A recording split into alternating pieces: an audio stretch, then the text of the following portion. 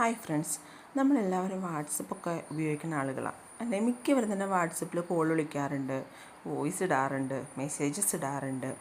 പക്ഷേ നമ്മൾ കുറച്ച് പേർക്ക് അറിയില്ലാത്തൊരു കാര്യമാണ്, നമുക്ക് വീഡിയോ നമ്മൾ വോയിസ് ഒക്കെ ഇടില്ലേ, അതുപോലെ നമുക്ക് വീഡിയോ അവർക്ക് സെൻഡ് ചെയ്ത് കൊടുക്കാനായിട്ട് പറ്റും. നമ്മൾ നോർമലി വീഡിയോ സെൻഡ് ചെയ്യുന്നതല്ല ഉദ്ദേശിക്കുന്നത്, അല്ലാതെ വാട്സപ്പിൽ തന്നെ നമുക്ക് വീഡിയോ കോളല്ല, അല്ലാതെ വീഡിയോ ചാറ്റ് ചെയ്യാനായിട്ട് പറ്റും.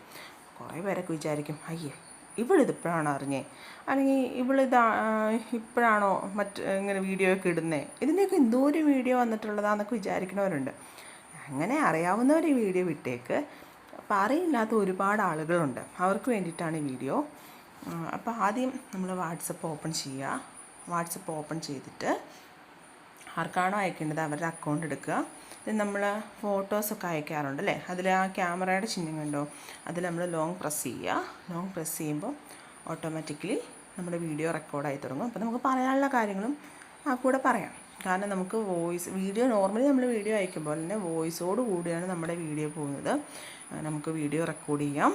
അപ്പോൾ നമുക്ക് പറയാനുള്ള കാര്യങ്ങൾ പറയാം, അല്ലെങ്കിൽ എത്ര മിനിറ്റ് വേണമെങ്കിലും നമുക്ക് റെക്കോർഡ് ചെയ്യാം. അങ്ങനെ പറയാനുള്ള കാര്യങ്ങൾ പറഞ്ഞു കഴിഞ്ഞ ശേഷം അവർക്ക് സെൻഡ് ആയിക്കഴിഞ്ഞ്, ഇതിപ്പം റേഞ്ചിൻ്റെ പ്രശ്നമുള്ളതുകൊണ്ടാണ് കേട്ടോ. സെൻഡ് ആയിക്കഴിഞ്ഞാൽ മുകളിലത്തെ വീഡിയോ ഞാൻ പ്ലേ ചെയ്ത് കാണിക്കാം.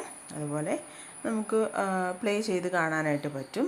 അപ്പോൾ നമ്മൾ പറയുന്നത് എന്താണെന്ന് കേൾക്കാനായിട്ടും പറ്റും. അപ്പോൾ കുറേ പേർക്ക് വിചാരിക്കും, ഞാൻ ആദ്യം വീഡിയോയുടെ തുടക്കത്തിൽ പറഞ്ഞ പോലെ ഇവളിപ്പോഴാണോ ഇത് അറിയണേ, ഞങ്ങൾക്കിത് അറിയാമായിരുന്നല്ലോ, അങ്ങനെയൊക്കെ വിചാരിക്കുന്നവരുണ്ട്. ഞാനിപ്പോൾ എൻ്റെ ഫ്രണ്ടിന് ഇതുപോലൊരു വീഡിയോ ചാറ്റ് അയച്ചു. അപ്പോൾ അവൾ എന്നോട് ചോദിക്കുക, നീ എങ്ങനെ ഇത് അയച്ചേ എന്ന്. അപ്പോഴാണ് എനിക്ക് മനസ്സിലായത്, ഇതേപ്പറ്റി അറിയാത്ത ആളുകൾ ഇപ്പോഴും നമ്മുടെ ഇടയിലുണ്ടാവും.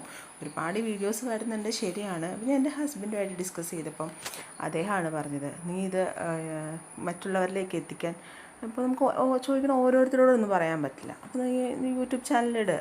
അപ്പം ഒത്തിരി സബ്സ്ക്രൈബേഴ്സ് ഒന്നും ഇല്ലെങ്കിൽ ഉള്ളവർ കാണുമല്ലോ എന്ന്.